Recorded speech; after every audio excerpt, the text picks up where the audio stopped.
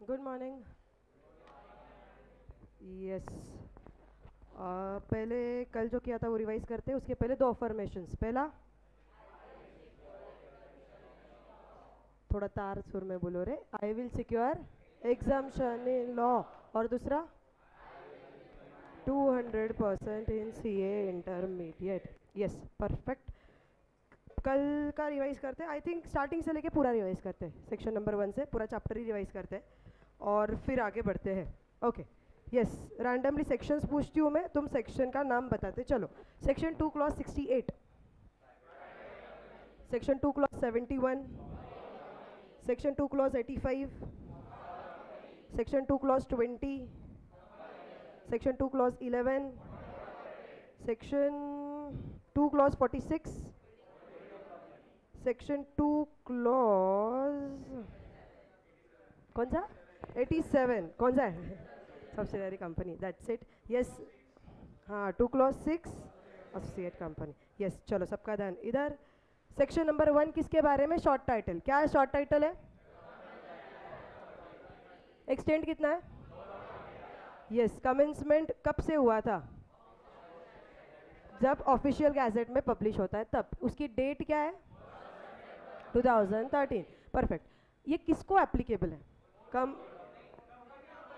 Company. Extent पूछा तो geographically बोलना है, एप्लीकेबिलिटी पूछा तो नाम, that is company and body corporate. Okay, company का सेक्शन। ओके, कंपनी का डेफिनेशन एग्जॉस्टिव है या इंक्लूसिव? क्यों, कौन सा वर्ड यूज हुआ है? Means. So company means company formed under this act or any other previous companies act, that is 2013, 1956 या 1913, किसी भी साल अगर फॉर्म हुआ होगा उसको कंपनी बोला जाता है। ओके, इसके साथ इसका बड़ा भाई कौन सा? Section 2 clause 11। ये एग्जॉस्टिव डेफिनेशन है, इंक्लूसिव? Inclusive definition. क्या वर्ड यूज हुआ है? Includes. Body corporate includes company incorporated outside India. मतलब ही फॉरेन कंपनी की बात हो रही है? नहीं, फॉरेन कंपनी और इस पर डिफरेंस है, वो अपन ने स्टार्टिंग के लेक्चर में देखे हुए हैं। But it does not include दो एरोस, पहला कोऑपरेटिव सोसाइटी और दूसरा any company specified by CG. जो स्पेसिफाई करेगा वो बॉडी कॉर्पोरेट में अपन इंक्लूड नहीं करेंगे। इसके साथ हो गया कंपनी, बॉडी कॉर्पोरेट। इसके बाद डेफिनेशन देखा था private company, right? Yes, private company का सेक्शन 2 क्लॉज 68। प्राइवेट कंपनी का और एक नाम क्लोजली हेल्ड कंपनी। वो जो 3 कंडीशंस है वो कहाँ पे लिखे हुए? प्राइवेट कंपनी के एओए में लिखे हुए रहेंगे। पहला क्या है? Restricts transfer of share. दूसरा लिमिट्स नंबर 200, शेयर का नंबर या मेंबर का नंबर? मेंबर्स का नंबर। और थर्ड प्रोहिबिट कर रहा है किस चीज को? Invitation from public for subscription. Okay, इसमें जो 200 है उसके लिए 2 स्पेशल नोट्स है। पहला नोट्स, जॉइंट शेयर होल्डर को कितना गिनना है? 1 गिनना है। एंड सेकेंड, तुम्हारे अगर ड्यूरिंग द एम्प्लॉयमेंट किसी बंदे को शेयर्स मिले होंगे तो उसको तुम्हें यहाँ पे गिनना नहीं है। ओके, 2 क्लॉज 71 किसका डेफिनेशन? क्या बोलता है definition? Other than private company जो है। अगर पब्लिक कंपनी है, उसकी कोई सब्सिडरी है, भले ही वो सब्सिडरी प्राइवेट है, फिर भी अपन उसको क्या मानेंगे? पब्लिक। इसको प्यार से क्या बोला जाता है? Deemed public company. ओके, इसके बाद अपन ने देखा था small company, section 2 clause 85। Small company कौन सा? मीन्स है, इंक्लूड है, क्या है? मीन्स है डेफिनेशन में। Any company other than public company. Okay, whose paid up share capital does not exceed और such higher amount as may be prescribe which does not exceed, वो क्या है? 10 करोड़। एंड है या और है? एंड है। Turnover which does not exceed और सच अमाउंट हायर अमाउंट, और वो कितना है? 100 crore. Perfect. But small company में 3 लोग कभी नहीं आ सकते। पहला होल्डिंग एंड सब्सिडियरी कंपनी, दूसरा एनी स्पेशल एक्ट में जो कंपनी फॉर्म हो रही है वो। ओके, इसके बाद अपन गए थे होल्डिंग, सब्सिडियरी और एसोसिएट में। होल्डिंग का सेक्शन 2 क्लॉज 46। बट होल्डिंग का एज सच इतना डेफिनेशन भारी नहीं है। होल्डिंग इतना ही बोलता है ऐसी कोई कंपनी जिसके 1 और मोर सब्सिडरीज है। तो अपन जाते हैं सब्सिडरी के डेफिनेशन में, उसका section 2 clause 87। Okay, subsidiary company के लिए दोनों कंडीशन मीट होने चाहिए, कोई भी एक चलेगा? कोई भी एक चलेगा। पहला condition controls, composition of board of director. Composition का मतलब क्या है कि वो टीम में कौन आएगा, कौन जाएगा, सब की सब या मेजॉरिटी? कुछ भी, कुछ भी रादर। ऑल और मेजोरिटी, कुछ भी चलेगा, सबके सब तुम अगर कंट्रोल कर रहे हो तो वैसे भी चलेगा, या मेजोरिटी बीओडी को कंट्रोल कर रहे हो तो वैसे भी चल जाएगा। और दूसरा कंडीशन क्या था, controls more than half of voting power on its own और through its subsidiary. Perfect, subsidiary का डेफिनेशन हो गया। एंड लास्ट डेफिनेशन था एसोसिएट का, सेक्शन 2 क्लॉज 6 का डेफिनेशन है एसोसिएट। इसमें कौन सा इन्फ्लुएंस बोला हुआ है इन्होंने, सिग्निफिकेंट। अभी सिग्निफिकेंट का मतलब क्या है, एक तो ये नहीं तो ये, एक तो क्या बोला हुआ है इन्होंने, कितना परसेंट एटलीस्ट वोटिंग पावर का कंट्रोल, 20%, या फिर किसको कंट्रोल कर रहा है, बिजनेस डिसीजन को जो कंट्रोल कर रहा है वो। Okay, significant influence, but it does not, क्या नहीं होती है वो, सिग्निफिकेंट इन्फ्लुएंस तो होता है बट क्या नहीं होती, तुम्हारी सब्सिडरी नहीं होती है। And it includes joint venture. Done, okay, yes, इतना अपन ने कल तक किया था, अभी जा रहे हैं आगे। आई थिंक कुछ एग्जाम कुछ लिखना बाकी था अपना, एसोसिएट लिखना बाकी था। चलो नोटबुक खोलो।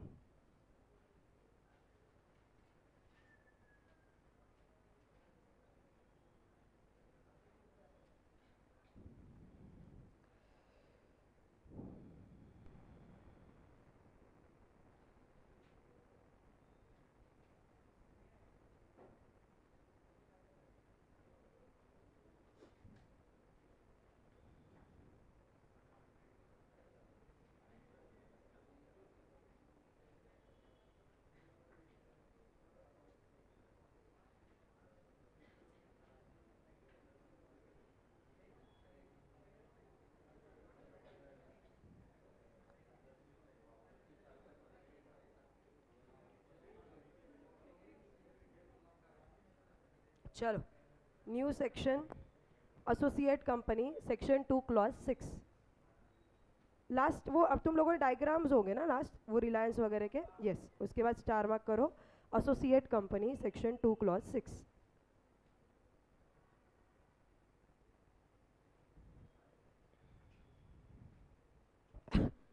यस, इसमें लिखना है सिग्निफिकेंट इन्फ्लुएंस, इसको अंडरलाइन करना, significant influence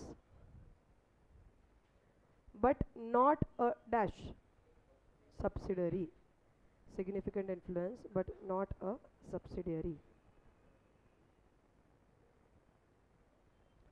नेक्स्ट लाइन पे प्लस का साइन दे दो, प्लस का साइन दे दो।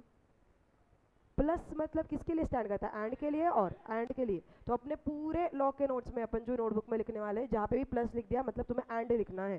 प्लस नीचे includes joint venture, includes joint venture.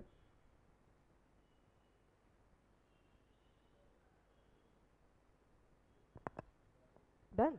अभी ये जो सिग्निफिकेंट इन्फ्लुएंस है ना, इसके ये दो है, तो इधर से ऐसे एक नीचे एरो लेके आओ, और वो एरो के है ना, एक सेकेंड रुको, ये एरो ऐसे लेके आओ, और इसके फिर हो जाएंगे तुम्हारे दो पार्ट्स आगे। सिग्निफिकेंट इन्फ्लुएंस, एक तो ये, या फिर सेकंड कंडीशन, किसी के भी एक वजह से आ सकता है। पहले एरो में at least 20% of voting power, at least 20% of voting power, 20% को बॉक्स कर देना, 20% को बॉक्स कर देना। दोनों एरोस के बीच में लिखो और, दोनों एरोस के बीच में लिखो और। दूसरे एरो में लिखो controls business decisions under an agreement, controls business decisions under an agreement. यहाँ पे बिजनेस डिसीजन को अंडरलाइन करना, बिजनेस डिसीजन को अंडरलाइन करना। Done, yes. चलो, अभी सब मेरे को लिख के हो गया है, तो इधर ध्यान। सब मेरे को एक चीज़ बताओ, गवर्नमेंट कंपनी का डेफिनेशन क्या है। अपन गवर्नमेंट कंपनी पे डिस्कशन करने वाले हैं। What is a government company, definition के साथ ही बताओ मेरे को, अभी लेमैन मत बताओ, डायरेक्टली डेफिनेशन आ रही होगी तो दैट वुड बी ग्रेट। चलो बोलो तो।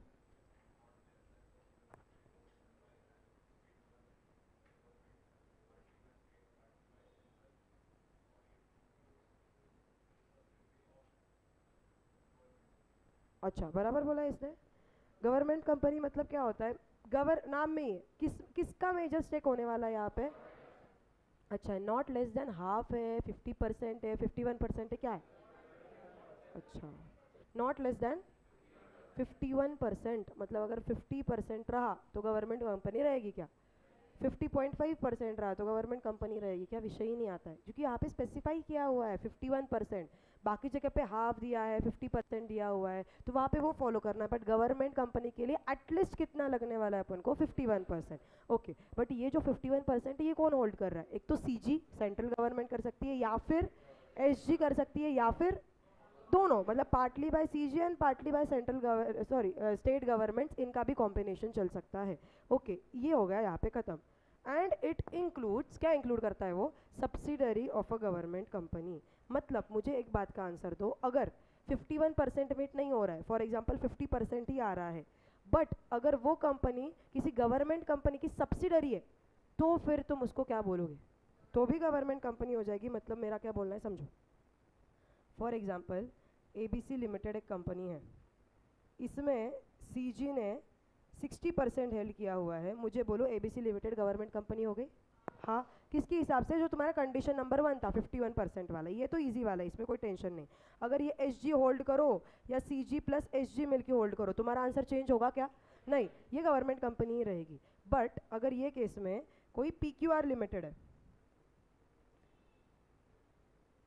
जिसमें सीजी होल्ड करता है 60%, तो मैं ऐसे बोलूँ पीक्यूआर लिमिटेड क्या हो गई, गवर्नमेंट कंपनी हो गई।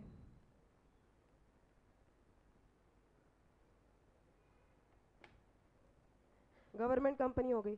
अभी पीक्यूआर लिमिटेड 70% होल्ड करता है एबीसी लिमिटेड में, एबीसी लिमिटेड में सीजी, एसजी या सीजी प्लस एसजी, इनका कुछ भी स्टेक नहीं है, जीरो स्टेक है। इसमें 70% पीक्यूआर लिमिटेड होल्ड करता है और बाकी 30% दूसरे कोई लोग होल्ड करते हैं। मुझे बोलो एबीसी लिमिटेड गवर्नमेंट कंपनी है क्या। हाँ, क्यों, किसकी वजह से बोला तुम लोगों ने, subsidiary of a government company. मतलब सबसे पहली बात कि अगर तुम्हें गवर्नमेंट कंपनी बनाना है तो तुम्हें दोनों कंडीशन को फॉलो करना है, या कोई भी एक हो गया तो गवर्नमेंट कंपनी बन जाएगी, कोई भी एक, मतलब एक तो 51% वाला सेटिस्फाई करो, नहीं तो सब्सिडरी ऑफ गवर्नमेंट कंपनी का सेटिस्फाई करो। ओके, अगर अपन डेफिनेशन पे जाए तो तुम लोगों ने बोला वही डेफिनेशन है, बहुत कुछ अलग डेफिनेशन नहीं है, सिर्फ मुझे इसका सेक्शन बताओ तो। 2 क्लॉज 45 इसका सेक्शन है गवर्नमेंट कंपनी का। यस, 2 मिनट, इन्होंने कैसे लिखा हुआ है तुरंत अपन को लर्न करना है, काफ़ी लोगों का लर्न भी है। कौन सा डेफिनेशन है, एग्जॉस्टिव या इंक्लूसिव, एग्जॉस्टिव, मतलब जो 2 कंडीशन है उसको ही स्टिक टू रहो, अपना दिमाग एक्स्ट्रा लगाना नहीं। Government company means any company in which not less than बोला हुआ, मतलब 51% से कम नहीं चलेगा, मतलब एटलीस्ट कितना लगने वाला है अपन को, 51%। एग्जैक्ट अगर 51% है तो गवर्नमेंट कंपनी है या नहीं, हाँ, फिर गवर्नमेंट कंपनी है। Of the paid up share capital, ओहो, यहाँ पे वोटिंग पावर बोला है या पेड अप शेयर कैपिटल बोला है, यहाँ पे पेड अप शेयर कैपिटल बोला हुआ है। तो इट इज़ पॉसिबल कि गवर्नमेंट ने पैसा इन्वेस्ट करके रखा हुआ है, बट अगर कोई ऐसी company for example ABC limited है जिसमें सेंट्रल गवर्नमेंट के पास 60% तुम्हारा पेड अप शेयर कैपिटल है, बट ऐसे अग्रीमेंट हुआ है ना कि सेंट्रल गवर्नमेंट डिसीजन मेकिंग में किधर नहीं आएगी, उनको वोटिंग पावर नहीं है, फिर भी गवर्नमेंट कंपनी है क्या, या तुम्हें वोटिंग पावर चेक करना है, वोटिंग पावर से फ़र्क ही नहीं पड़ता है। अगर सेंट्रल गवर्नमेंट ने या स्टेट गवर्नमेंट ने 51% से ज़्यादा पैसा अगर तुम्हारे कंपनी में डाला हुआ है, भले ही फिर उनको वोटिंग राइट है नहीं है, इररिस्पेक्टिव ऑफ दैट वो गवर्नमेंट कंपनी कहलाएगी। तो यहाँ पे ध्यान में रखना, गवर्नमेंट कंपनी में वोटिंग पावर नहीं, यहाँ पे क्या है, paid up share capital is held by, एक तो कौन है, सेंट्रल गवर्नमेंट, दूसरा स्टेट गवर्नमेंट, या फिर partly by central government and partly by state government. It includes, क्या इंक्लूड करता है ये, subsidiary of government company. Basically it is mixture of exhaustive and inclusive definition, क्योंकि इसमें मीन्स भी आता है और इंक्लूड्स भी आता है।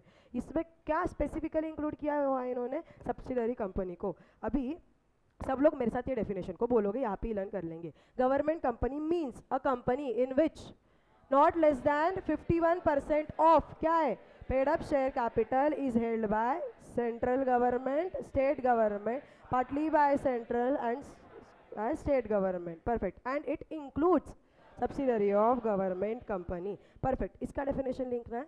इसके बाद मैं तुम्हें क्वेश्चन पूछूंगी, लेट अस सी किसका राइट आता है। गवर्नमेंट कंपनी का क्वेश्चन है, तुम्हें बताना है गवर्नमेंट कंपनी है या नहीं, बट पहले लिख लेते हैं।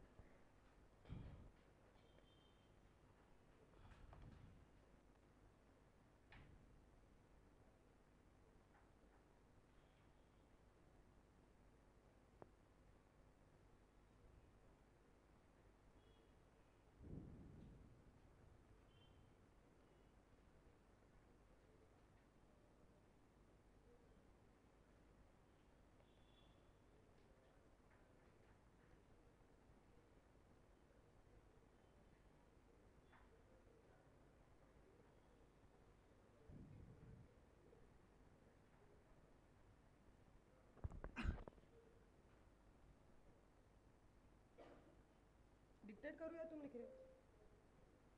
करूँ क्या डिक्टेट? शॉर्टकट वगैरह मारो मत, प्रॉपरली लिखो.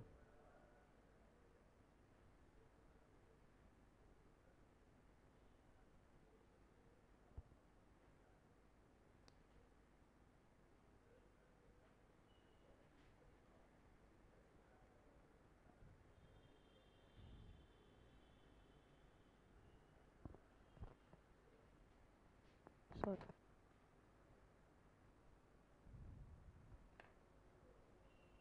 मीन्स को बॉक्स करना.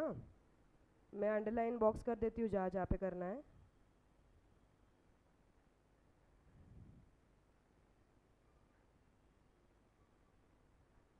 यस.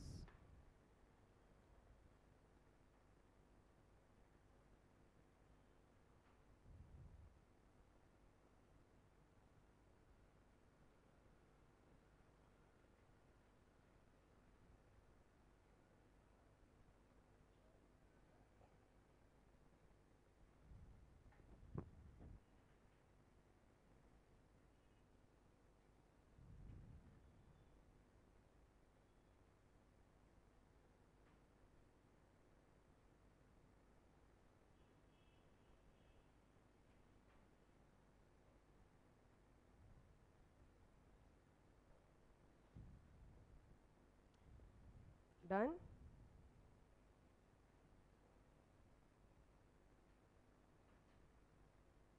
आई अज्यूम कि अभी जिनका फिक्स हो गया है यहाँ पे क्लास लगाना है वो फिर नोटबुक में लिखना चालू करो.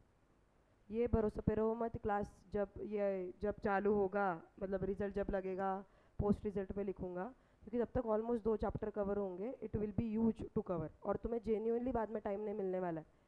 सो अभी जो भी लिख रहे हो फेयर में ही लिखो, रफ और ये चाले करो ही मत. चलो डन क्या?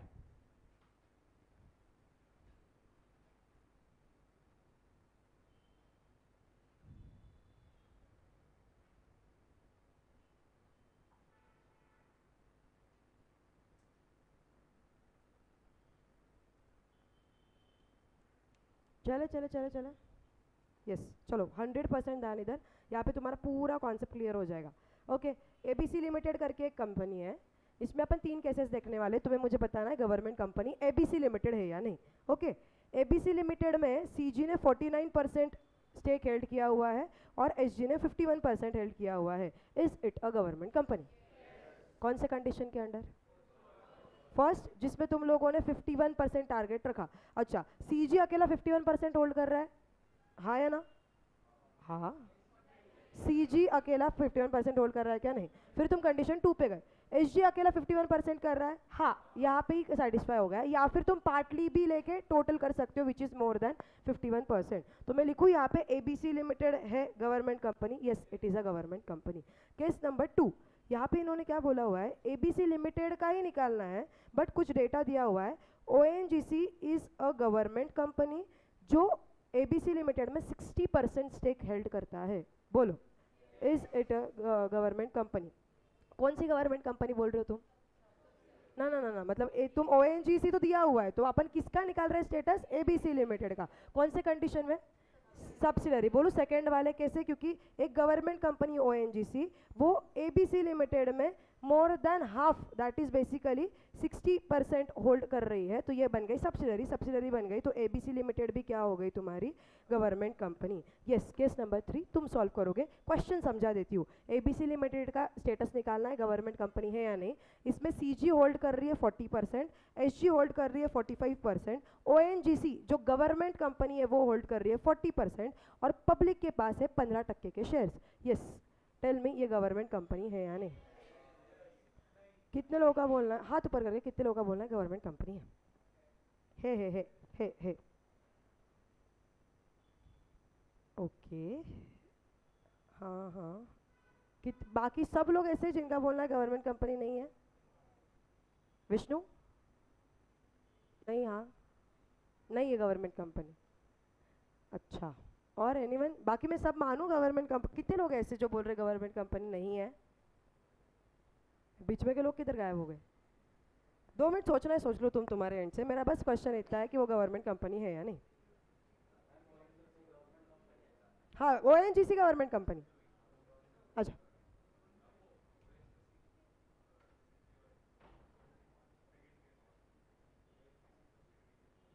ONGC सब्सिडरी,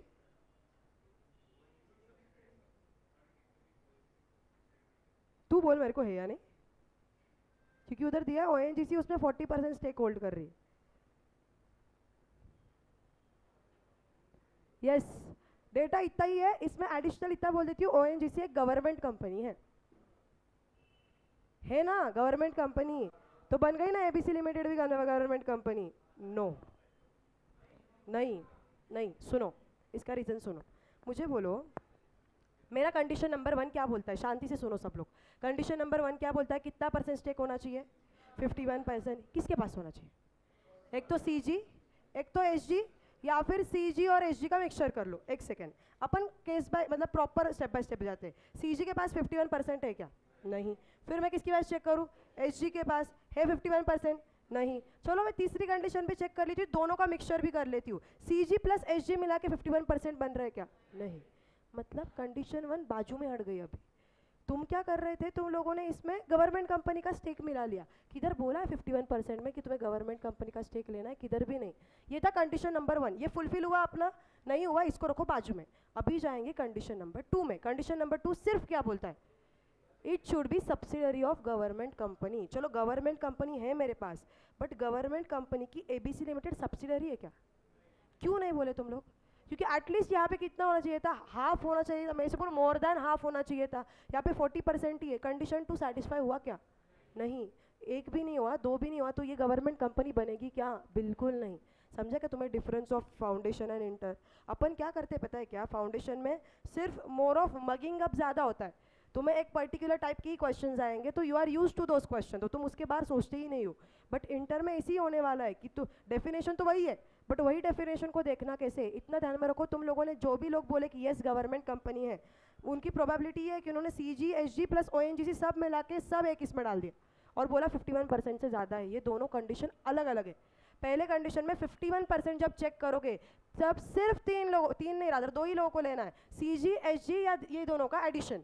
ये अगर मिट हुआ तो ठीक, नहीं तो इसको बाजू में हटा दो और फिर दूसरे कंडीशन पे जाओ। दूसरी कंडीशन किसके बारे में बात करती है, subsidiary of government company.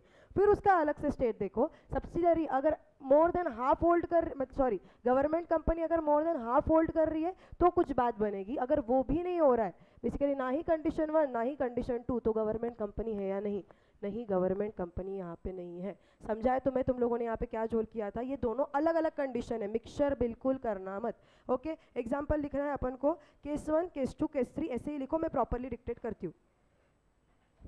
Case 1 case 2 case 3, कितने लोगों ने बराबर सोचा था,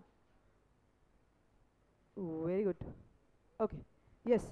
ABC limited case 1 case 2 case 3, ABC limited के ना बाजू में डैश करके लिखो, identify whether it is a government company.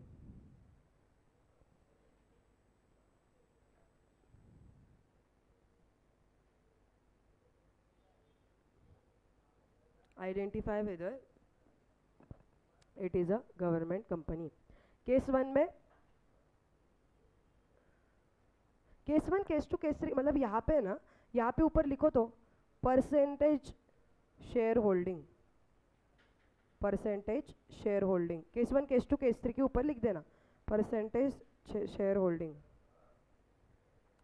Case 1 में CG का CG dash 49%, CG dash 49%, SG dash 51%, SG dash 51%। यहाँ पे एक लाइन छोड़ के, एक लाइन नहीं रहा, थोड़ा नीचे ही लिखो, is it government company, left hand side पे लिख देना जैसी जगह है, is it government company. Case 1 में क्या लिखे, यस या नो, यस यस। इसके ब्रैकेट में कौन से कंडीशन के हिसाब से, कंडीशन 1 या 2, कंडीशन 1, ब्रैकेट में लिखो कंडीशन 1।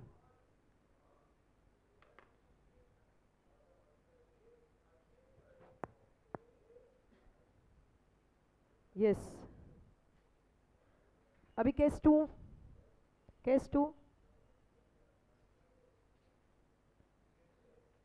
ONGC लिखो डैश 60%, ONGC डैश 60%।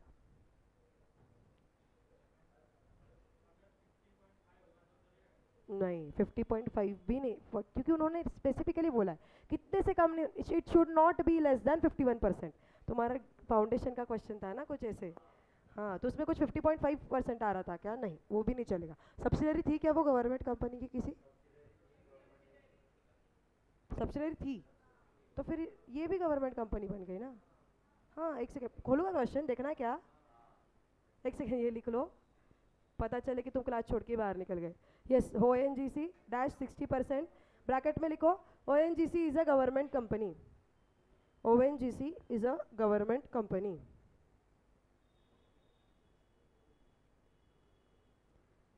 क्या ये है क्या? ABC लिमिटेड है गवर्नमेंट कंपनी? यस। ब्रैकेट में कौन सी कंडीशन? कंडीशन दोनों, सेकंड कंडीशन 2, यस लिख के ब्रैकेट में लिखो कंडीशन 2। थर्ड केस को इंपॉर्टेंट मार्क करना, दैट इज डिफरेंट, वो आज तक नहीं किया हुआ तुम लोगों ने। थर्ड केस के बाजू में इंपॉर्टेंट मार्क कर देना, उसमें शेयर होल्डिंग लिखो CG 40%, CG 40%, SG 5%, SG 5%। मेरा एक डाउट है, तुम पेपर में CG SG शॉर्ट फॉर्म लिख सकते हो क्या? नहीं है, नहीं तो फिर क्या करने का, बहुत बार तुम्हें अगर आंसर में CG SG लिखना पड़ रहा है तो एक बार सेंट्रल गवर्नमेंट लिखो, ब्रैकेट में उसको CG डिनोट कर लो, फिर तुम पूरे आंसर में, पूरे पेपर में नहीं बोल रही मैं, पूरे आंसर में CG CG लिख सकते हो, कोई इशू नहीं है। तो ऐसे करने का, क्योंकि इंटर में तुम्हें इतना टाइम नहीं रहेगा कि तुम, जैसे अभी ROC है, रजिस्ट्रार ऑफ कंपनीज का, हर बार लिखने को आएगा। सो व्हाट यू डू, एक बार जब फर्स्ट टाइम लिखोगे ना ROC, तब कोट कर दिया, ब्रैकेट में लिख दिया इन्वर्टेड कॉमा में ROC, और वो आंसर में तुम हर जगह पे फिर ROC यूज कर सकते हो। Okay yes, ONGC 40% and public 15%। Public से फर्क पड़ता है क्या गवर्नमेंट कंपनी को? कुछ नहीं है, इसमें भी बच्चे कंफ्यूज होते, पब्लिक गवर्नमेंट ही है ना, नहीं नहीं, ये नॉर्मल लो की बात हो रही, इसका और गवर्नमेंट कंपनी का कुछ संबंध नहीं। ONGC 40%, public 15%। क्या लिखना है? Is it government company? Yes या नो? नो। और नो जहाँ पे भी नो लिखोगे ना, फॉर एग्जाम्पल तुम लोग नो लिख रहे हो, नो के ऊपर स्टार मार्क करो, ये स्टार का नीचे रेफरेंस देके मैं एक्सप्लेनेशन देती हूँ। नो के ऊपर स्टार मार्क करो, किया, ये स्टार का रेफरेंस लो, और वो स्टार का मैं लिखवाती हूँ एक्सप्लेनेशन, क्योंकि इसका एक्सप्लेनेशन तुम्हें एंड तक याद नहीं रह सकता है, तो इसका लिख लेते हैं। स्टार मार्क करो, यस। पहले लिखो कंडीशन 1, स्टार मार्क जैसे दिया है उसके आगे लिखो कंडीशन 1, डैश करो, कंडीशन 1 डैश, और नीचे के लाइन पे लिखो total holding of CG and SG, total holding of CG and SG।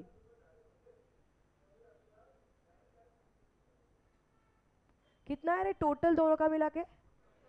Is equals to 40% plus 5% which is 45%, which is equals to 40% plus 5% equals to 45%। नीचे के लाइन पे लिखो इसके, so condition 1 of the definition, so condition 1 of the definition is satisfied, है ना? Not satisfied, जागे रहो। सो condition 1 of the definition is not satisfied as it is less than कितना percent? as it is less than 51%, as it is less than 51%। Done. एक line छोड़ के नीचे condition 2 डालो, एक लाइन छोड़ के नीचे कंडीशन 2 डालो,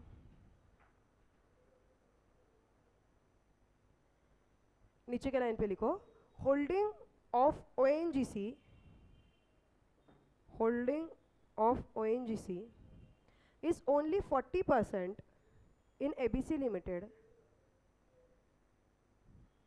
is only 40% in ABC Limited, which does not make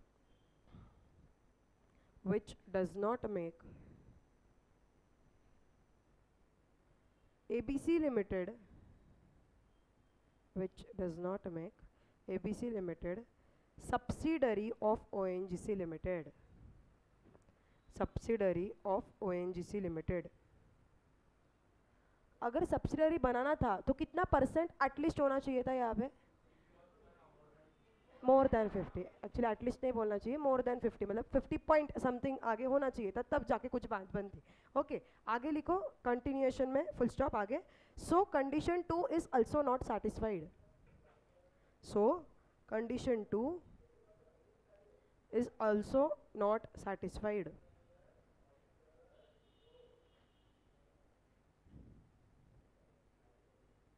full stop. Holding of public is irrelevant. बराबर है क्या? पब्लिक से कुछ लेना देना है अपन को गवर्नमेंट कंपनी में? कुछ भी नहीं. आगे लिखो holding of public is irrelevant.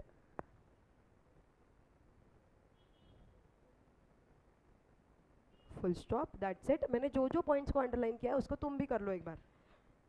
मैंने जो जो पॉइंट्स को अंडरलाइन किया है उसको तुम भी एक बार अंडरलाइन कर लो.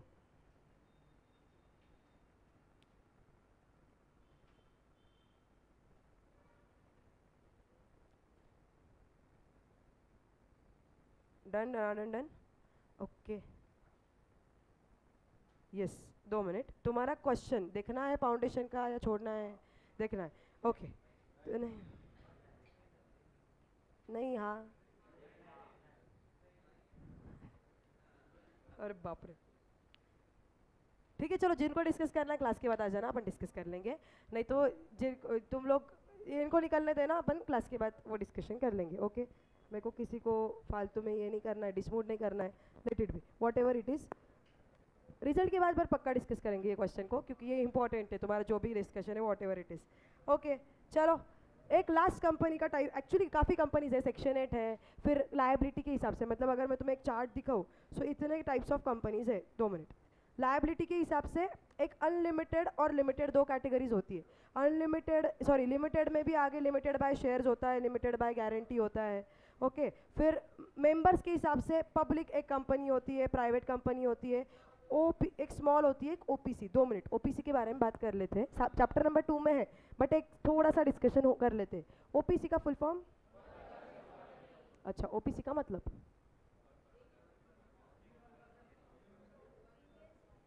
मुझे बोलो. ओपीसी में कितने मेंबर होते हैं? ओपीसी में डायरेक्टर कितने होते हैं? गलत. ओपीसी में मैंने पूछा मेंबर कितने होते हैं? श्योर है? अभी मेंबर एक ही होता है, आगे जो वो नॉमिनी होता है कि इसको कुछ हो गया, इसकी डेथ हो गई या वॉट एवर इनकैपेसिटी हो गई, तो फिर नॉमिनी आने वाला है. जब तक मेंबर ठीक ठाक है तब तक नॉमिनी का कुछ काम है? कुछ काम नहीं है. ओके. मैंने बोला डायरेक्टर कितने होते हैं?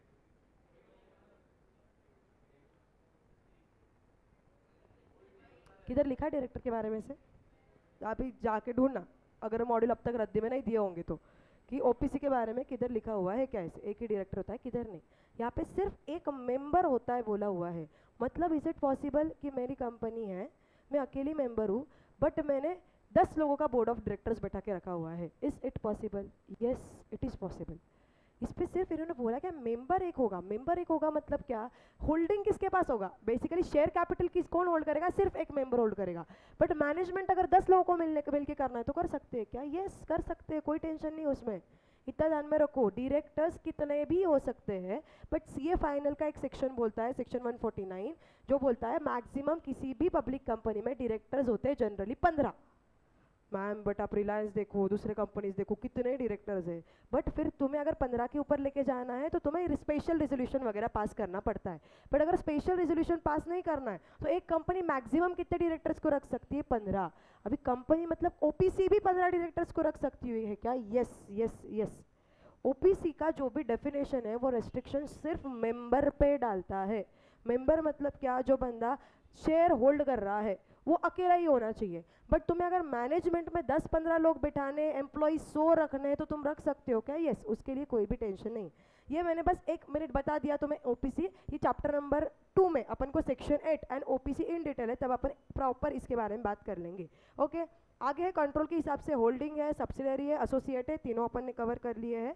अदर कंपनी में है गवर्नमेंट कंपनी जो अपन ने कर लिया है। सेक्शन 8 कंपनी अपन करने वाले हैं चैप्टर नंबर 2 में।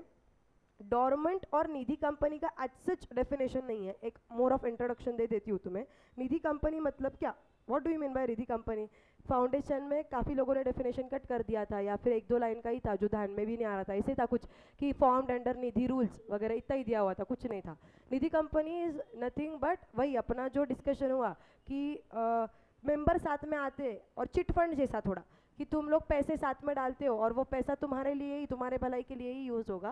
That form is a Nidhi company. Nidhi company को ज़्यादा प्रमोट नहीं करता है कंपनीज एक्ट, क्योंकि इसमें झोलम जाल होने का ज़्यादा स्कोप है। तो निधि कंपनी को एकदम ऐसे लेफ्ट आउट फील करवाया हुआ है इन्होंने। इसका कंपनीज एक्ट ज़्यादा नहीं बोलता, इसके निधि रूल्स है, शायद 2016 या ऐसे कुछ ईयर है जितना मुझे याद है, जो तुम्हें सीए फाइनल में है। अभी सीए फाइनल का लॉ अगर तुम्हें पता होगा तो क्या कर दिया है, डज एनीवन नो? लॉ है क्या सिलेबस में सीए फाइनल में? नहीं, हाँ है ना, है मतलब, बट वो सेल्फ बेस्ड मॉड्यूल है। सेल्फ बेस्ड मॉड्यूल मतलब क्या, कि सेल्फ बेस्ड रादर, कि तुम्हारे हिसाब से तुम्हें इसकी ऑनलाइन टेस्ट दे देनी है। मतलब ये पूरा लॉ रट्टा मारने की ज़रूरत है क्या? नहीं, तुम्हारे फाउंडेशन के लॉ के ऑलमोस्ट 10 टाइम्स है इंटर का लॉ, और इंटर के लॉ के 10 टाइम्स है फाइनल का लॉ। तो उतना हम लोगों ने रटा हुआ है, मतलब तुम इतना ध्यान में लो कि कितने ऑलमोस्ट कंपनीज एक्ट के 500 550 सेक्शंस और अदर 6-7 एक्ट, इतना रटने का काम था सीए फाइनल लेवल पे। बट उनको ओवर द पीरियड ये चीज़ ध्यान में आ गई कि भाई बच्चे अभी रट लेंगे, बट जैसे ही सीए फाइनल हो जाता है, या अभी भी रादर हम लोगों को 1 साल हो गया, तो आप लोग अगर एग्जैक्ट कोई प्रोविजन पूछोगे तो हम लोग भी यही बोलेंगे कि भाई एक बार देख के बताते। तो इनको पता है कि लॉ ऐसी चीज़ है ना कि तुम कितना भी सीख लो, बट एट द एंड जब क्लाइंट एडवाइस के लिए आएगा तुम एक्ट ओपन करके ही चेक करने वाले हो। तो इन्होंने ऐसे सोचा कि इंटर तक लॉ को रखते, तो इंटर तक इनका लेवल अच्छा होगा, और इसके बाद तुम ऑनलाइन टेस्ट दो जिसमें कॉन्सेप्चुअली हम तुम्हें चेक करेंगे। तो अभी सीए फाइनल का टेंशन नहीं है कि लॉ इसमें रटने की ज़रूरत नहीं है। तो उसमें सीए फाइनल में निधि कंपनी के रूल्स तुम्हें दिए गए हैं। फिर एक है डॉर्मेंट कंपनी, ये पेपर में भी आया था क्या? हाँ बोलो ना, डॉर्मेंट कंपनी क्या होता है? बोलो बोलो बोलो। डॉर्मेंट का मतलब क्या? इनएक्टिव। डॉर्मेंट इज एक होता है बेसिकली एक्टिव पैसिव, तो पैसिव दैट इज इनएक्टिव जो होता है उसको डॉर्मेंट कंपनी बोला जाता है। ऐसी कोई कंपनी जो सम ईयर्स के अगर फिनेंशियल स्टेटमेंट्स फाइल नहीं करती है या बिजनेस एक्टिविटी कंडक्ट नहीं करती है। तुम लोगों ने डमी कंपनी सुना होगा, बहुत बार लोग क्या करते हैं कि ऑन पेपर कंपनी फॉर्म करते हैं, और या एक्चुअल में कंपनी में कुछ अलग चल रहा है, ऑन पेपर कुछ अलग दिख रहा है, या फिर कंपनी फॉर्म करके रख दी और उसके रिटर्न्स, एनुअल रिटर्न्स भरने पड़ते, वो फाइल नहीं किए, फिनेंशियल स्टेटमेंट्स फाइल नहीं किए। तो इन्होंने बोला कि देखो भाई, अगर तुम लोगों ने इतने इतने सालों तक या इतने इतने टाइम तक एनुअल रिटर्न्स या फिर तुम्हारे फिनेंशियल स्टेटमेंट फाइल नहीं किए, तो हम तुम्हें डॉर्मेंट का स्टेटस दे देंगे। डॉर्मेंट का स्टेटस दे देना मतलब क्या, तुम्हें इनएक्टिव बता देंगे। अभी इनएक्टिव कंपनी है तो उसके कुछ राइट्स छीन लिए जाते हैं। मतलब फॉर एग्जांपल अगर उसको फिर से बिजनेस एक्टिविटी चालू करनी है तो पहले उसको स्टेटस कन्वर्ट करवाना पड़ेगा डॉर्मेंट से नॉर्मल में, फिर ही वो बिजनेस चालू कर सकती है। बट ये डॉर्मेंट कंपनी, निधि कंपनी अपना एज सच एरिया नहीं है, बस तुम्हें इतना नॉलेज है, इतना मोर देन सफिशिएंट हो गया। एक बचा है सिर्फ company, that is foreign company. इसका सेक्शन बताओ तो, 2 क्लॉज। एक सेकेंड, गवर्नमेंट कंपनी के पहले आएगा या बाद में? बोलो, A B C D E F G, F और फिर जी आता है ना, तो पहले आएगा। अभी 2 क्लॉज 45 के पहले आएगा, तो ये कौन सा है? 2 क्लॉज 42। 2 क्लॉज 42 का डेफिनेशन किसके बारे में बोलता है? फॉरेन कंपनी के बारे में। डे 1 या डे 2 को ही अपनी फॉरेन कंपनी के बारे में डिस्कशन हो गया था। Yes, what do you mean by a foreign company? Anyone with a definition? Any company incorporated, that's it, and having place of business in India on its own, या फिर agent, या फिर अदरवाइज। यस, दैट्स इट, इतना ही definition है foreign company का। If you know तो new syllabus में, मतलब ओल्ड सिलेबस में फॉरेन कंपनी का चैप्टर नहीं था, न्यू सिलेबस में चैप्टर ऐड हो गया है, तो अपन फॉरेन कंपनी के बारे में सब सीखने वाले हैं। तो फॉरेन कंपनी का वेटेज अच्छा है क्योंकि अभी नया सिलेबस, नया चैप्टर ऐडेड है। तो जब नई चीज़ें ऐड होती है, जैसे अमेंडमेंट्स वगैरह आती है, तो इंस्टीट्यूट उसको पकड़ती है। तो इतना ध्यान में रखना, इसका अपन को last chapter, chapter number 11 of companies act foreign company के बारे में ही है। यस, सेक्शन कौन सा बोले तुम? Section 2 clause 42। Yes, foreign company कौन सी मीन्स है या इंक्लूड्स है? मीन्स मतलब जितना बोला है उतना ही, मीन्स एनी कंपनी और body corporate incorporated outside India. Incorporation मतलब उसका बर्थ कहाँ पे होना चाहिए specifically, outside India, which has a place of business in India whether by itself और थ्रू एजेंट फिजिकली और थ्रू इलेक्ट्रॉनिक मोड। मतलब एक बाहर कंपनी है और वो सिर्फ ऑनलाइन वे से यहाँ पे काम कर रही है तो भी उसको फॉरेन कंपनी मान लेते हैं क्या अपन? हाँ। फिर तुम फिजिकली आके काम करो, मतलब तुम फैक्ट्री डालो ऐसे करो, या फिर तुम ऑनलाइन भी काम कर रहे हो, एक तो तुम कर रहे हो या तुम्हारे एजेंट से काम करवा रहे हो, एंड इसके साथ साथ conducts any business activity in India. फर्क है दोनों कंडीशन में, पहले में बोला has a place of business, दूसरे में बोला हुआ है कंडक्ट्स बिजनेस एक्टिविटी। फर्क है क्या या सेम ही है? प्लेस ऑफ बिजनेस इंडिया में रहना मतलब क्या? प्लेस ऑफ बिजनेस, हाँ प्लेस ऑफ बिजनेस रहना मतलब क्या, जैसे ऑनलाइन तुम्हारा प्रेजेंस है या फिर तुम लोगों ने फैक्ट्री डाल के रखी हुई एक जगह है तुम्हारी जहाँ पे तुम बैठ रहे हो, तुम्हारा एजेंट बैठ रहा है, तुम्हारा काम चल रहा है, ओके ये हो गया प्लेस ऑफ बिजनेस। सिर्फ प्लेस ऑफ बिजनेस रह के काम नहीं चलेगा, वहाँ पे बिजनेस भी कंडक्ट करना है। इज इट पॉसिबल कि प्लेस ऑफ बिजनेस है बट बिजनेस नहीं हो रहा है? हो सकता है ना कि फैक्ट्री की जगह लेके रख दी बट वहाँ पे बिजनेस ही नहीं कर रहे हो, फिर वो फॉरेन कंपनी रहेगी क्या? नहीं, क्योंकि यहाँ पे एंड है या और है, दोनों कंडीशन में यहाँ पे एंड है कि तुम्हारा प्लेस ऑफ बिजनेस भी इंडिया में होना चाहिए एंड उसके साथ साथ वहाँ पे क्या कंडक्ट होना चाहिए, बिजनेस भी कंडक्ट होना चाहिए। ये सेक्शन बोलो फॉरेन कंपनी का कौन सा है? 2 clause 42। Foreign company means a company और body corporate incorporated outside India and it has क्या, place of business in India, एक तो फिजिकली इलेक्ट्रॉनिकली थ्रू इटसेल्फ और थ्रू एजेंट, एंड इसके साथ साथ conducts business activity in India. That's it. तुम्हारे इसके साथ सब टाइप्स ऑफ कंपनीज खत्म हो गए और जो बचे हुए हैं वो आगे के चैप्टर में कवर होने वाले हैं। ओके ये लास्ट डेफिनेशन है, इसके बाद चार्ट ड्रॉ करना है और इसके बाद चैप्टर के 2 डेफिनेशन बस बचते हैं। यस चलो पहले ये लेते हैं, लिखते हैं, फिर ब्रेक लेंगे 2 मिनट का। Foreign company section 2 clause 42, section 2 clause 42।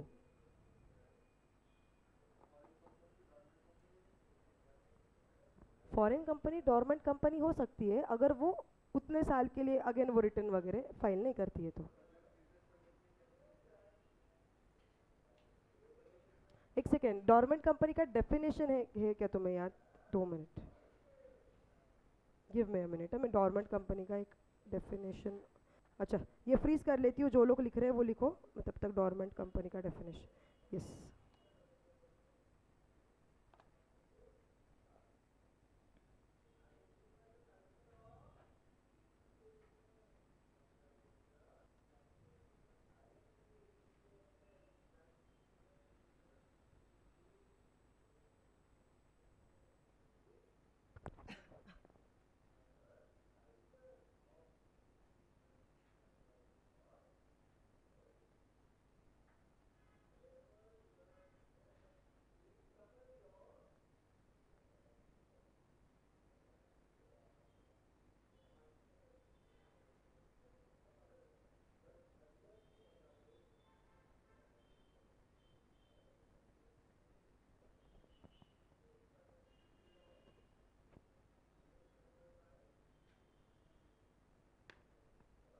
Yes इतना लिख लो, फिर इसका जो डाउट है उस पर डिस्कशन करते हैं अपन। Foreign company section 2 clause 42, it means को बॉक्स कर देना। एनी कंपनी और body corporate incorporated outside India, उसको अंडरलाइन करना, इनकॉर्पोरेटेड आउटसाइड इंडिया।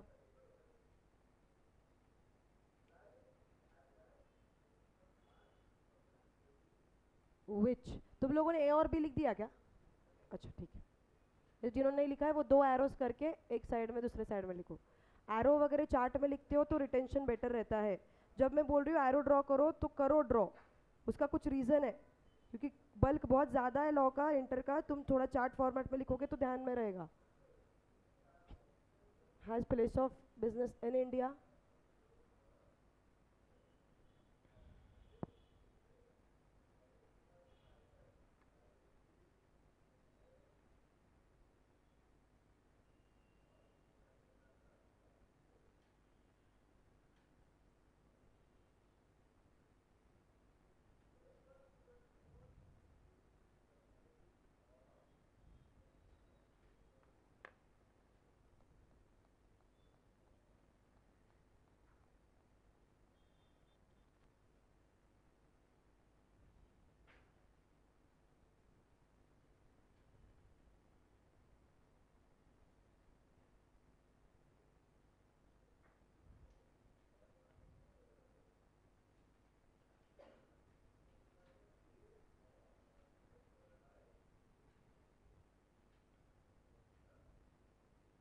डन, लिखो शांति से लिखो, कुछ गाय मत करो, आराम से लिखो।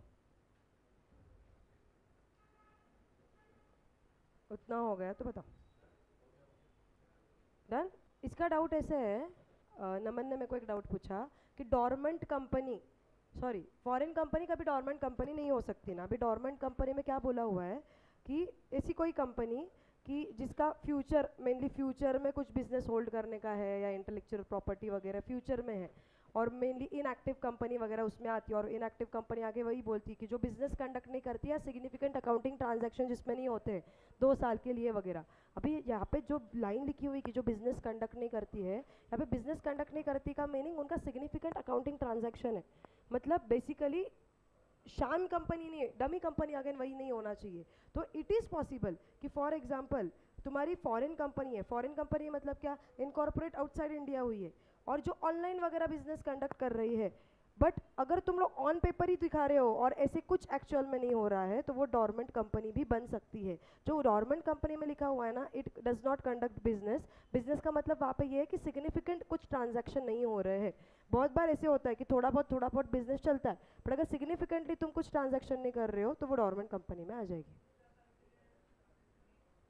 2 साल ही दिया हुआ है ना वहाँ पे, मेरे को जितना याद है, एक सेकेंड, मेरे को जितना याद है वहाँ पे 2 इयर्स दिया हुआ है इनएक्टिव कंपनी के लिए। यस, देखो यहाँ पे इन्होंने दिया हुआ है, has not made transaction during the last 2 financial year, पीछे के 2 FY में, कंटिन्यूस 2 FY, मतलब 1 साल किया 1 साल नहीं किया है तो वो नहीं, कंटिन्यूस अगर 2 FY में अगर तुम लोगों के कुछ ज़्यादा ट्रांजैक्शंस नहीं होंगे या बिजनेस नहीं होगा तो उसको डॉर्मेंट या इनएक्टिव कंपनी बोला जाता है।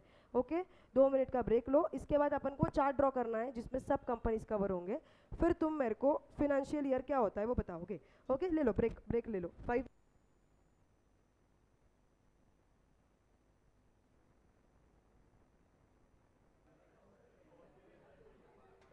फॉरेन कंपनी का डेफिनेशन, फॉरेन कंपनी ऐसा डेफिनेशन है सेक्शन 2 क्लॉज 40, दरवाजा लगा लेना, 2 क्लॉज 42। गवर्नमेंट कंपनी का 2 क्लॉज 45। होल्डिंग कंपनी का 2 क्लॉज 46। सब्सिडरी कंपनी का 2 क्लॉज 87। यस, एसोसिएट कंपनी का, फिर स्मॉल कंपनी का, ओके, गवर्नमेंट कंपनी का 45। फॉरेन कंपनी का,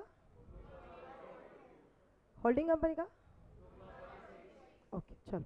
यस, मेरे को इधर अपन को पढ़ते पढ़ते एक वर्ड आया फिनेंशियल ईयर, जो तुम लोगों ने अकाउंट्स में बहुत बार देखा होगा। फिनेंशियल ईयर होता क्या है, what is a financial year, कब चालू होता है कब खत्म होता है? 1 अप्रैल को चालू होगा और खत्म कब होगा? 31 मार्च को खत्म होने वाला है। दैट्स इट, यही डेफिनेशन है लॉ में भी तुम्हारा फिनेंशियल ईयर का, बट इसमें थोड़ा सा एडिशन है, तुम इतना ध्यान में रखना। तुम अकाउंट सीखोगे उसमें फिनेंशियल ईयर का तुम लोगों ने जो डेफिनेशन बोला वही है। अपन लॉ सीखेंगे, इसमें फिनेंशियल डेफिनेशन ईयर का डेफिनेशन यही है, बट इसमें कुछ एडिशन है। और मैं तुम्हें DTB डायरेक्ट टैक्स भी सिखाऊंगी, उसमें फिनेंशियल ईयर का डेफिनेशन और कुछ यही बेसिस पे थोड़ा अलग है। तो हर एक जो एक्ट है उसके डेफिनेशंस मिक्स करना मत, क्योंकि वो डेफिनेशन सिर्फ वो एक्ट को ही लगता है। जैसे अकाउंट्स का डेफिनेशन तुम्हारे अकाउंटिंग स्टैंडर्ड वगैरह को लगेगा, लॉ का डेफिनेशन, लॉ का रादर ये कंपनीज एक्ट का डेफिनेशन है, तो ये सिर्फ किसके लिए लगने वाला है? कंपनीज के लिए। जो डायरेक्ट टैक्स का डेफिनेशन है वो इनकम टैक्स में तुम्हारा लगने वाला है। ओके, अभी तुम्हारा फिनेंशियल ईयर का डेफिनेशन क्या बोलता है, शायद तुम्हें भी था ना, फाउंडेशन में था ना? हाँ, नहीं, लॉ में था क्या? नहीं, लॉ में नहीं था। Okay, yes, let us go to definition 100% डैन इधर, क्योंकि तुम्हें ये लॉ में ये चीज़ थी ही नहीं। इसके पहले मुझे याद देना कि तुम्हें पहले चार्ट लिखवाना है, फिर अपन को फिनेंशियल ईयर का डेफिनेशन लिखना है। लिखने के पहले बस याद दिलवाना। यस, सेक्शन कौन सा है दिख रहा है तुम्हें? 2 क्लॉज 41 बराबर है फॉरेन कंपनी के एग्जैक्ट पहले वाला सेक्शन, क्योंकि ये FF सब लाइन में है तो फॉरेन FO आता है फॉरेन कंपनी का, और ये फिनेंशियल का FI आता है तो उसके ऊपर ही है। फॉरेन कंपनी का कौन सा डेफिनेशन है? सेक्शन 2 क्लॉज 42, और इसके ऊपर का डायरेक्टली 2 क्लॉज 41। यस, अभी financial year means period ending on, कब तुम्हारे हिसाब से कब खत्म होता है? 31 March of every year, and where it has been blah blah blah blah. एक सेकेंड, यहाँ पे इन्होंने ऐसे दिया है 1 अप्रैल को स्टार्ट होगा, या सिर्फ इतना दिया एंड कब होगा? मतलब अगर मैं बोलती हूँ कि मैंने बिजनेस चालू किया हुआ है 1 जुलाई को 2023, 2 मिनट ध्यान देना इधर, ये तुम्हें डायरेक्ट टैक्स में भी काम में आएगा ये कॉन्सेप्ट। मैंने बिजनेस चालू किया 1 जुलाई 2023 को, मुझे बोलो मेरा फिनेंशियल ईयर कौन सा। ऑप्शन नंबर 1 1 अप्रैल 2023 से लेके 31 मार्च 2024 या 1 जुलाई 2023 से लेके 31 मार्च 2024। सेकेंड वाला ऑप्शन, यस। अपन जो बोलते हैं ना 1 अप्रैल से चालू होगा, it is not necessary for law, basically companies act. Companies act ने सिर्फ क्या बोला है, खत्म कब होना चाहिए, 31 मार्च को खत्म होगा। चालू कब होगा उसकी कुछ बात बोली है क्या, उसकी कुछ बात नहीं बोली हुई है। सो अगर मैं बिजनेस लेट चालू कर रही हूँ, बेसिकली मैंने 1 सितंबर को चालू किया, 1 जुलाई को चालू किया, तो मेरा फिनेंशियल ईयर तब से चालू होगा, बट खत्म कब होने वाला है, एट द एंड मेरा 31 मार्च को होने वाला है। बट आगे कुछ दिया हुआ है, where it has been incorporated on or after 1st January, the period ending on 31st March of the following year। मुझे बोलो, अगर मैं तुम्हें बोलती हूँ कि मेरा जो भी बिजनेस है ये 1 जुलाई 2023 को चालू हुआ, तुम कब खत्म कर रहे हो इसका फिनेंशियल ईयर, 31 मार्च 2024। बट ये तो अब तक ठीक था, ये अकाउंट्स में ये सीखे हुए, बट लॉ का डेफिनेशन आगे क्या ऐड करता है, अगर तुम्हारा जो भी बिजनेस है वो इनकॉर्पोरेट हुआ है कौन से डेट के बाद में, ये या इसके दिन के बाद, 1 जनवरी या उसके बाद, तो मुझे बोलो अगर मैं तुम्हें बोलती हूँ कि मैंने बिजनेस चालू किया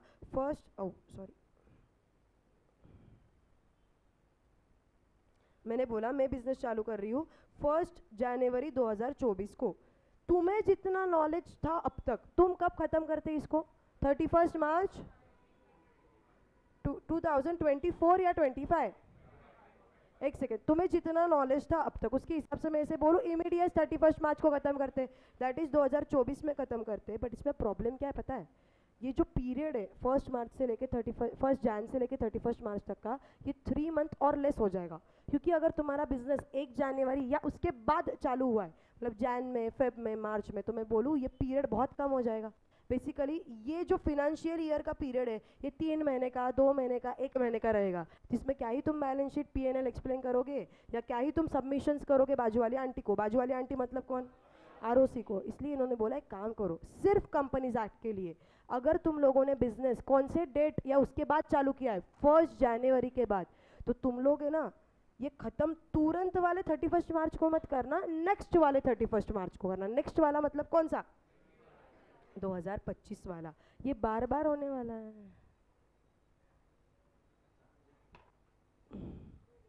शायद। तो आवाज कमी करेंगे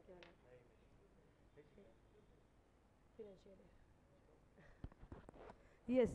तो मुझे बोलो, ये जो मैंने बोला कि अगर तुम्हारा बिजनेस 1 जनवरी या उसके बाद चालू हुआ है तो उसका 31 मार्च का तब कब खत्म करना है, तुरंत वाला या नेक्स्ट वाला, नेक्स्ट साल जो आएगा।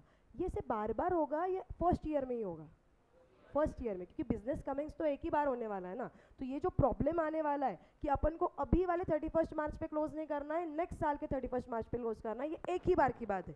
फिर उसके बाद तो फिनेंशियल ईयर 1 अप्रैल को चालू होगा और ख़त्म भी कब हो जाएगा, 31 मार्च को हो जाएगा। यस, तुम मेरे को आंसर दो, 15 सितंबर 2022 में अगर बिजनेस चालू हुआ है तो ख़त्म कब होगा तुम्हारा फिनेंशियल ईयर, 23 या 24, 23। 24 का दिमाग कब लगेगा, जब तुम्हारा डेट किसके बाद है, 1 जनवरी, मतलब जैन फेब मार्च, इसमें से कुछ आया तो ही तुम्हें क्या लेना है, नेक्स्ट वाला साल लेना है। अगर 1 जनवरी 2023 को चालू हुआ तो मैं 31 मार्च 2023 को ख़त्म करूं या 31 मार्च 2024 को ख़त्म करूं, 31 मार्च 2024 को ख़त्म हो जाएगा।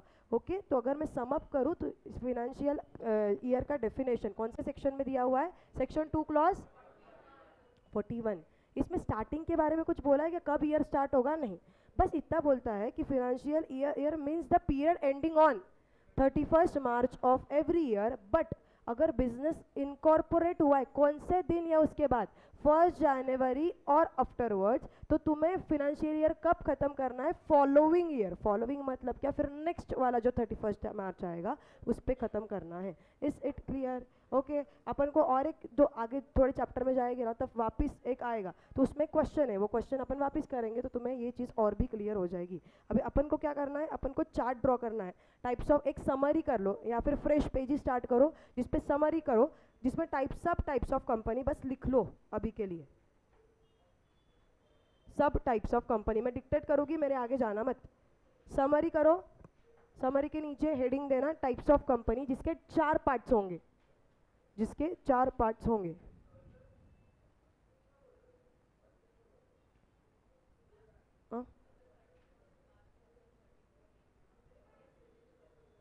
एक सेकेंड, 31 मार्च 2023 को स्टार्ट बिजनेस इनकॉर्पोरेट हुआ है। एक सेकेंड, खत्म हुआ है इन द सेंस बिजनेस, हाँ तुरंत नेक्स्ट डे से, दैट इज 1 अप्रैल से ही चालू हो जाएगा, बट डेफिनेशन में नहीं लिखा हुआ है ऐसे कि 1 अप्रैल से स्टार्ट होगा। सो अगर तुम्हारा फर्स्ट ईयर ऑफ इनकॉर्पोरेशन है तब 1 अप्रैल से नहीं होगा, बाद के साल में तो फिर 1 अप्रैल से ही चालू होने वाला है। ओके, टाइप्स ऑफ कंपनी में 4 पार्ट्स, पहला लायबिलिटीज, दूसरे एरो के नीचे मेंबर्स, पहले एरो के नीचे है लायबिलिटीज, दूसरे एरो के नीचे है मेंबर्स, तीसरे एरो के नीचे है कंट्रोल और चौथे एरो के नीचे है अदर्स, चौथे एरो के नीचे है अदर्स।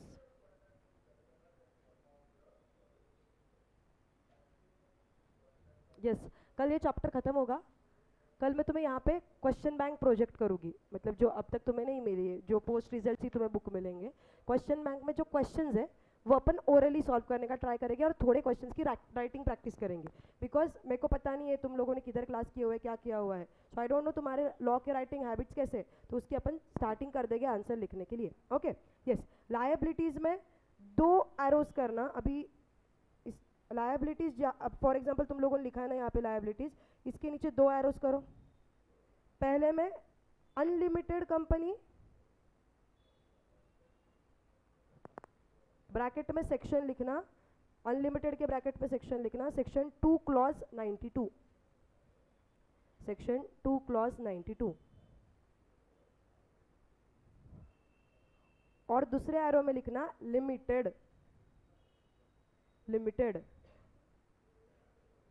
लिमिटेड के नीचे और 2 एरोज आएंगे। अभी यहाँ पे तुम लोगों ने लिमिटेड लिख दिया, इसमें और 2 नीचे एरोज लो।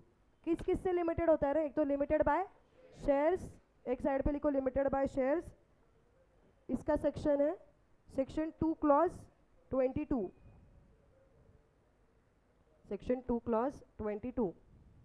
और दूसरा लिमिटेड किससे होता है, guarantee, by guarantee, section 2 clause 21, section 2 clause 21।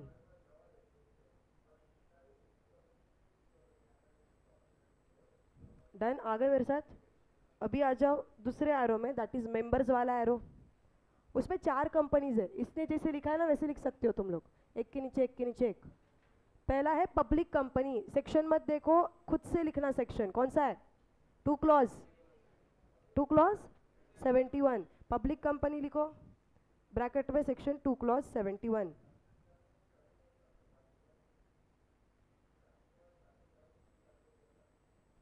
Yes, दूसरी कौन सी है, private company, section 2 clause 68।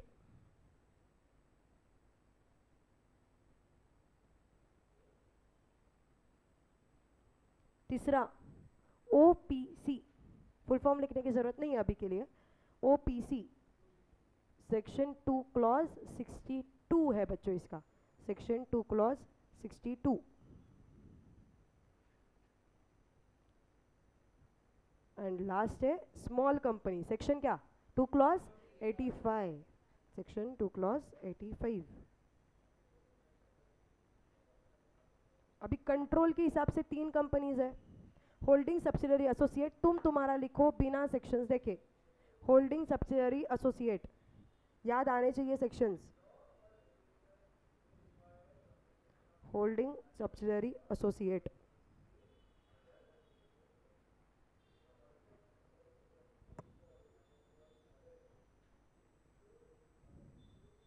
Holding company का कौन सा लिखा, 2 क्लॉज 46,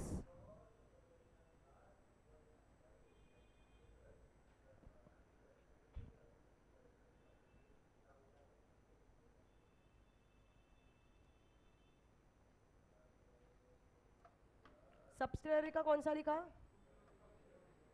2 क्लॉज 87.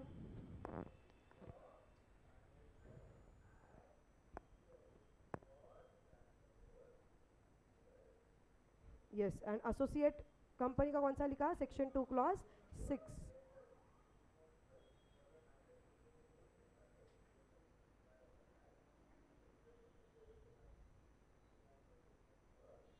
एंड लास्ट है अभी अदर, उसमें 5 कंपनीज. लास्ट है अदर, उसमें 5 कंपनी. पहला है government company, section 2 clause 45.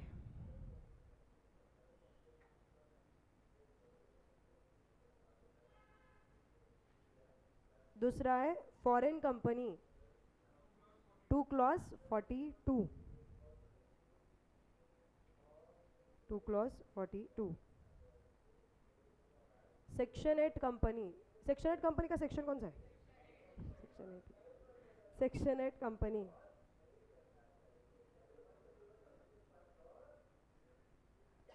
Dormant company, section 455. Dormant company, section 455. ये भी था ना बच्चों पेपर में? And last Nidhi company. इसके रूल्स है, नहीं इसका कुछ मत लिखो, सिर्फ निधि कंपनी लिख दिया तो भी चल जाएगा. Done done done done. तुम्हारा मेजर लर्निंग हो रहा है क्लास में? हाँ, घर पे जाके सिर्फ 5-10 मिनट रिवाइज करो, मतलब वो बहुत फ्रेशन अप हो जाता है. प्लस मैं जब सेकेंड डे रिवाइज करवाती हूँ ना, फिर तुम्हें भी कॉन्फिडेंस होता है कि मेरे को आ रहा है. इतना लिख के हो गया तो बोलो अपन जाते हैं फिनेंशियल ईयर का डेफिनेशन लिखने. फिनेंशियल ईयर का डेफिनेशन रट्टा मारने की जरूरत नहीं है, सिर्फ उसमें एक सिद्धार्थ सर क्या चल रहा है क्यों? ओके, सिर्फ फिनेंशियल ईयर का डेफिनेशन में एक चीज़ याद रखना, अगर 1 जनवरी है उसके बाद इनकॉर्पोरेशन हुआ है, फिर 31 मार्च कौन सा गिनना है तुम्हें? Following year, that is next year वाला. इसका डेफिनेशन रट्टा मारने की बिल्कुल ज़रूरत नहीं है, इसका एप्लीकेशन ही आएगा किधर तो भी, जहाँ पे तुम्हें ये चीज़ अप्लाई करनी पड़ेगी. ओके, एक लाइन छोड़ के अगेन स्टार मार्क. कंपनी सब हो गए हैं. फिनेंशियल ईयर का definition, last definition of the day. Financial year का डेफिनेशन कौन सा सेक्शन है रे? Section 2 clause 41. Section 2 clause 41.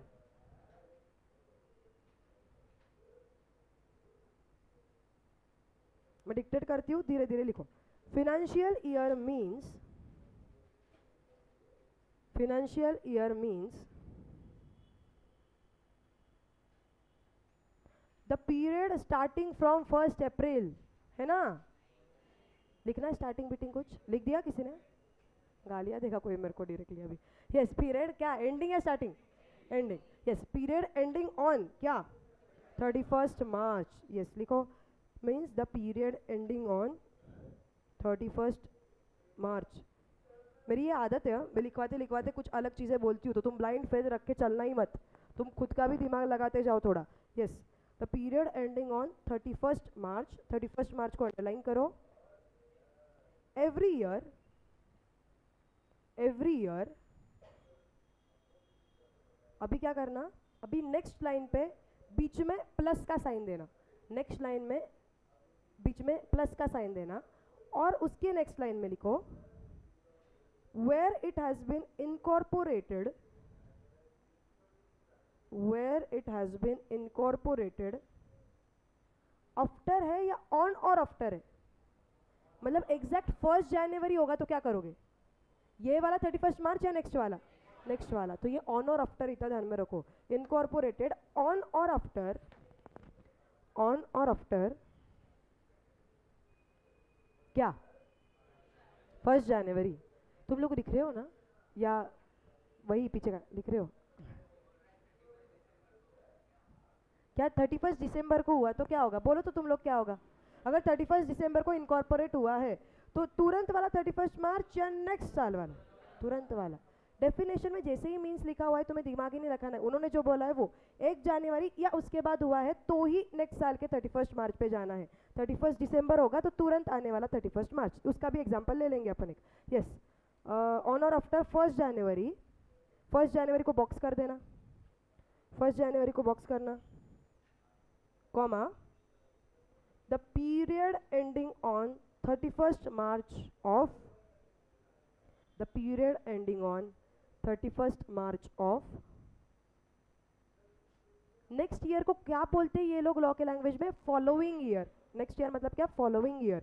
Following year लिखो और वहां पे पेंसिल से लिखना है तो नेक्स्ट ईयर कर लो, पेंसिल से खुद के लिए लिखना है तो नेक्स्ट ईयर कर दो. 31st March of the following year. Following year को हाईलाइट या कुछ अलग पेंस, कुछ मेक इट समथिंग डिफरेंट कि तुम्हें समझेगा कि ये क्या है. Okay yes. एग्जाम्पल लो नीचे. Company incorporated on 15 September 2022. Company incorporated on 15 September 2022. इसके बाजू में एरो करके लिखो. कब खत्म होगा रे फाइनेंशियल ईयर? मैं बोलूं तुरंत वाला जो आएगा वो. यस. FY फाइनेंशियल ईयर को शॉर्ट में अभी के लिए लिख सकते हो. FY will and on 31st March 2024. 23 क्या पक्का? यस. तुरंत वाला जो 22 था उधर ध्यान दो, सिर्फ छापो मत. 31st March 2023. Financial year will and on 31st March 2023. इसके नीचे लिखना एक लाइन छोड़ के और एक example. Company incorporated on 1st Jan 2023. Company incorporated on 1st Jan 2023.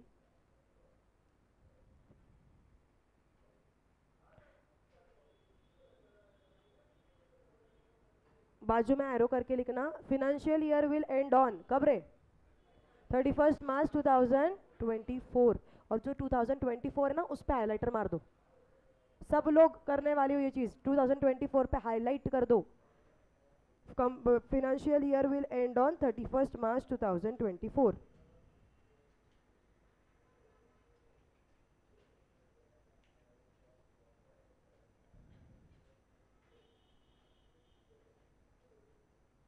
और लास्ट तुम लोग इसका आंसर लिखोगे.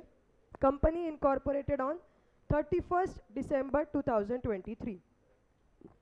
Company incorporated on 31st December 2023. तुम लोग लिखो फिर मैं पूछती हूँ.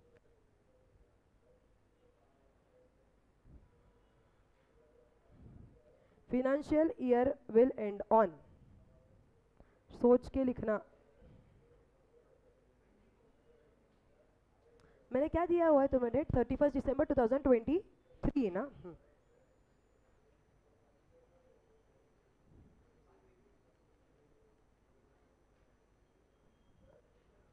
मुझे बोलो इसके बाद तुरंत वाला 31st March या उसके बाद वाला कौन सा पकड़े? तुरंत वाला. कौन सा आता है तुरंत वाला? 31st March. 31st March 2024. काफी लोगों ने 23 लिखा होगा गाई गाई में.